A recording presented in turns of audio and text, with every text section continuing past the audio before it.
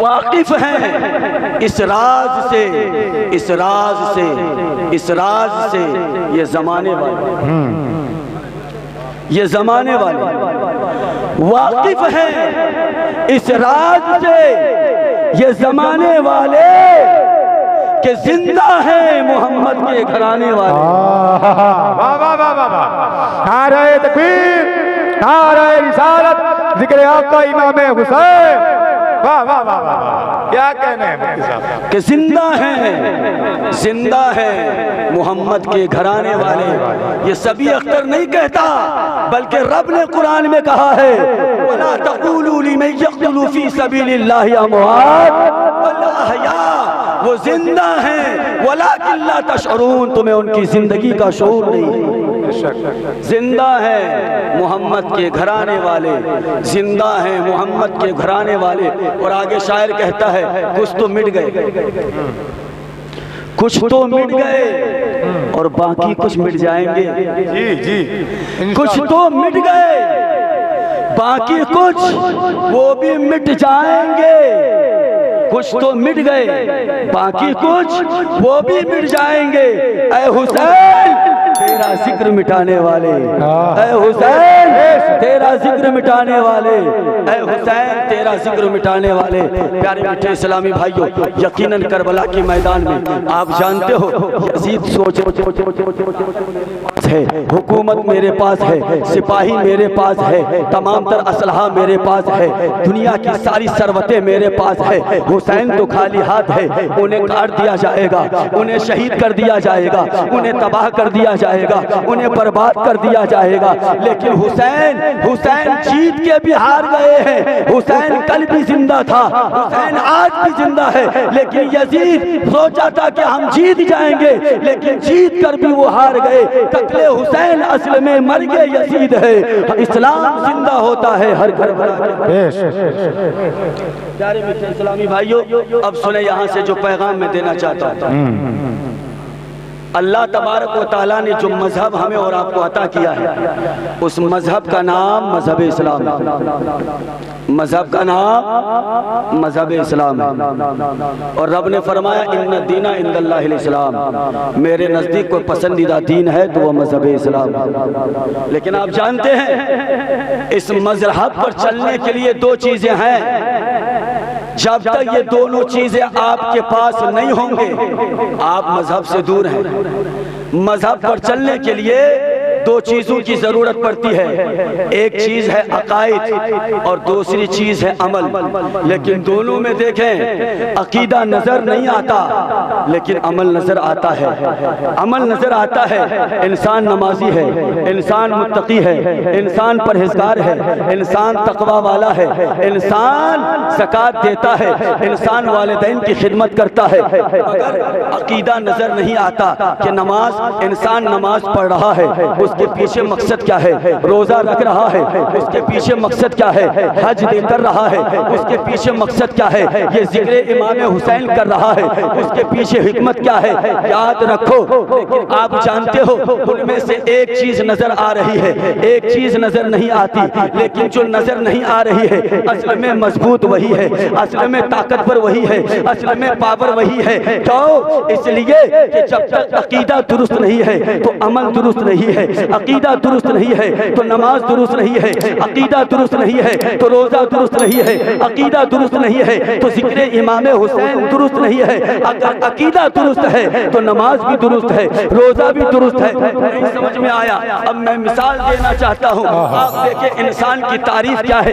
انسان دو چیزوں کا مجموعہ ہے، انسان دو چیزوں سے بنا ہے، ایک روح کا، ایک کا نام روح ہے، دوسرے کا نام جسم ہے۔ اگر یہ دونوں آپس میں ملے ہیں تو انسان ہے، اگر جدا ہو جائے تو اب انسان نہیں، وہ ختم ہو جاتا ہے۔ اگر روح انسان کے جسم میں ہے تو انسان بولتا ہے، انسان چلتا ہے، انسان کھاتا ہے، انسان پیتا ہے، انسان ہنستا ہے، انسان بادشاہ ہے، انسان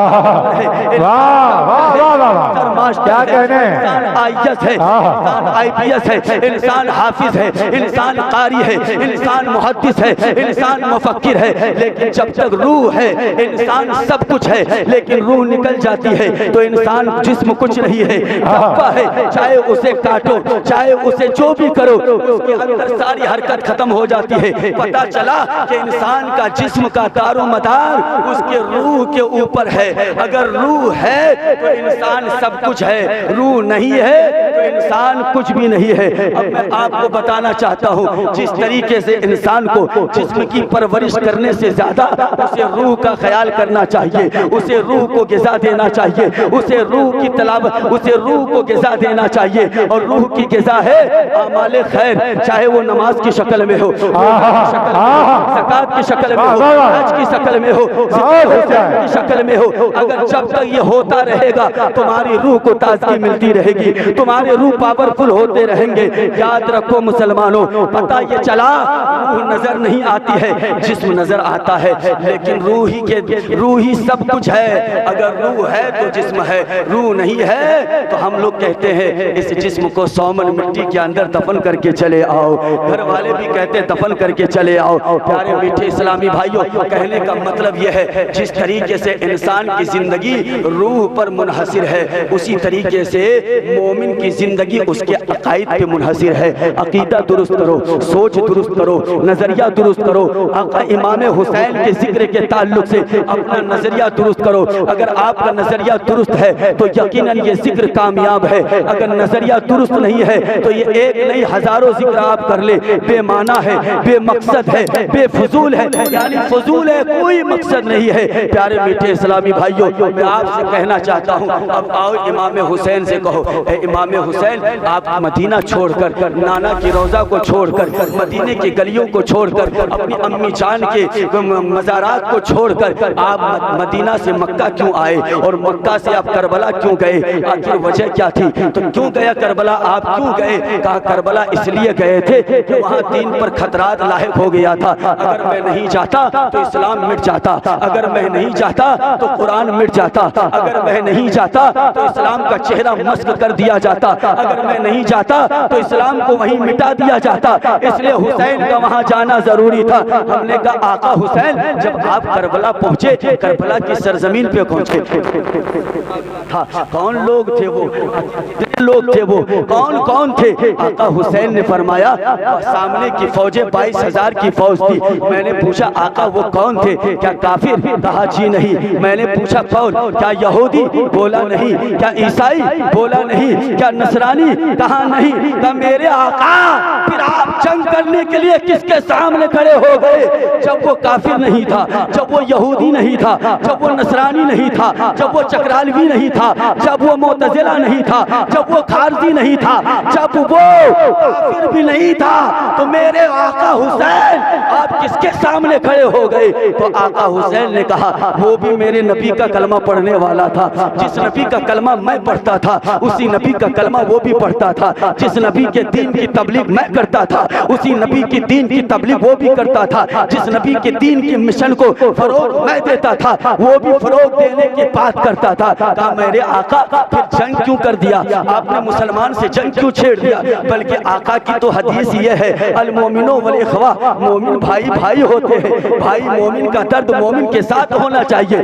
آپ نے ایک مسلمان سے جنگ کیوں کیا؟ تو آقا حسین نے فرمایا نماز ضرور پڑھتا تھا مگر شراب خانے کو آباد کرتا تھا، نماز ضرور پڑھتا تھا لیکن جوبے کے اڈے کو آباد کرتا تھا، نماز ضرور پڑھتا تھا لیکن محرمات کے نکاح کو جائز قرار دیتا تھا، نماز ضرور پڑھتا تھا لیکن اسلام کے اصولوں کو توڑ دیا کرتا تھا، نماز ضرور پڑھتا تھا لیکن وہ پان بیٹی اور پھوپھی بھانجیوں سے نکاح کو جائز قرار دیتا تھا۔ اب اگر ان سے جنگ نہ کیا ہوتا تو اسلام کو شرابی بنا دیتا، اسلام کو جواری بنا دیتا، اسلام کو عیاش بنا دیتا، اسلام کو مکار بنا دیتا، اسلام وہی ختم ہو جاتا۔ اس لیے ضروری تھا کہ اسلام کو ان سے بچایا جائے۔ اس لیے حسین نے، میں نے کہا یزیدیو جب بات اسلام کی آ گئی گئی ہے، جب بات قرآن کی آ گئی ہے، جب بات شریعت کی آ گئی ہے، جب بات طریقت کی آ گئی ہے، جب بات نانا چاند کی آ گئی ہے، تو لو اگر تم میرے خون کے پیاسے ہو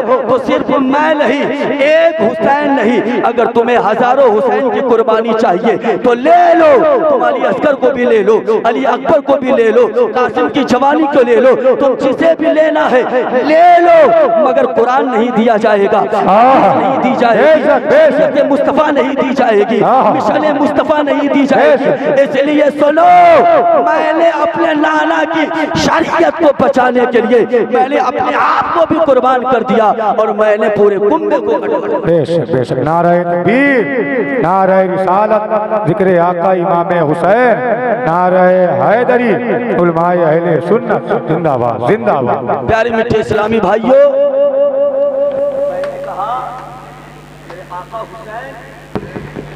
آپ نے مسلمان سے جنگ اس لیے کیا کہ وہ ایک طرف نماز تو پڑھتے تھے، دوسری طرف جھوٹ بولتے تھے، آپ نے جنگ کر لیا۔ ایک طرف نماز تو پڑھتے تھے، دوسری طرف شراب کے اڈے کو آباد کرتے تھے، آپ نے جنگ کر لیا۔ ایک طرف نماز تو پڑھتے تھے اور دوسری طرف وہ شراب کھانے کو آباد کرنے کی بات کرتے تھے، آپ نے جنگ کر لیا۔ کہاں؟ جب کردار اچھا نہیں ہوتا ہے تو ان کا عقیدہ بھی ختم ہو جاتا ہے۔ کہا آقا حسین، تب تو میں اپنے گاؤں میں غور کرتے، مولا حسین میرے گاؤں میں کتنے ایسے لوگ ہیں پورے سال نماز نہیں پڑھتے، مگر ایک محرم سے 10 محرم تک وہ آپ کا ذکر خوب کرتا ہے، اس پر کون سا فتویٰ لاگو ہوگا؟ اس پر کون سا فتویٰ لاگو ہوگا؟ میرے آقا حسین کبھی وہ زکوٰۃ، نماز، حج و عمل نہیں کرتا، مگر محرم آتے ہی وہ ذکر کرتے، اس پر کون سا فتویٰ لاگو ہوگا؟ میرے آقا حسین پورے سال شراب کھانے کو آباد کرتا ہے، آخر میں آ کر کے تیرا ذکر کرتا ہے، اس پر کون سا فتویٰ لگے گا؟ تو میرے آقا نے کہا جو فتویٰ میں نے کربلا میں یزیدیوں پر لگایا تھا وہی فتویٰ ان پر بھی لگے گا، اس لیے کہ کربلا میں نماز کو بچانے کے لیے گیا تھا، روزہ کو بچانے کے لیے گیا تھا، حج و زکوٰۃ کو بچانے کے لیے گیا تھا۔ یہ نماز فرض ہے، مطلب یہ ہے جو نماز پڑھے گا وہ حسینی کہلائے گا، جو روزہ رکھے گا وہ حسینی کہلائے گا، جو زکوٰۃ دے گا وہ حسینی کہلائے گا، جو اسلام سے محبت کرے گا وہ حسینی کہلائے گا، جو اسلام کے اصول کو توڑے گا وہ یزیدی کہلائے گا، یزیدی کہلائے گا۔ کوئی کافر سے جنگ تو تھا نہیں، مسلمان سے جنگ تھا۔ حسین کا جنگ آج بھی ہے،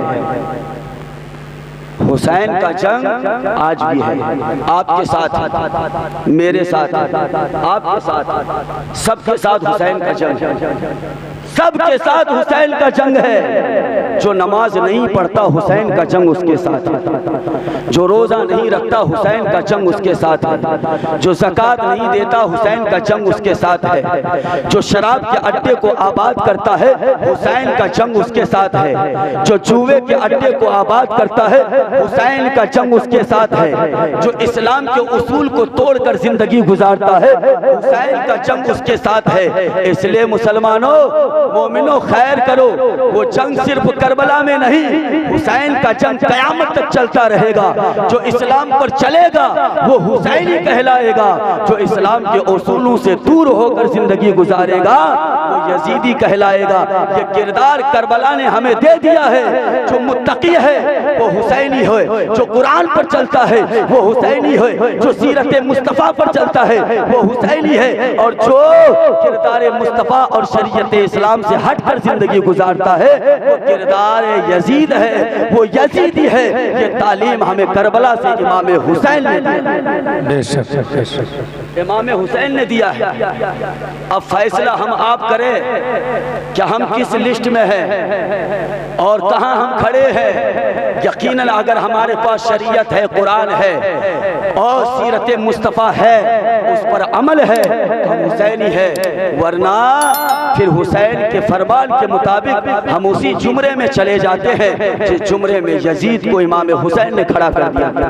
اللہ تبارک و تعالیٰ سے دعا ہے کہ مولا ہم سبھی لوگوں کو سیدی سرکار امام حسین رضی اللہ تعالیٰ عنہ کی سیرت پر زندگی گزارنے کی توفیق عطا فرمائے، اور نبی صلی اللہ علیہ وسلم کے اہل بیت سے اپنی جان سے زیادہ ان سے محبت کرنے کی توفیق عطا فرمائے اور ان کی مشن کے مطابق زندگی گزارنے کی توفیق عطا فرمائے۔ وآخر دعوانا الحمدللہ رب العالمین۔ السلام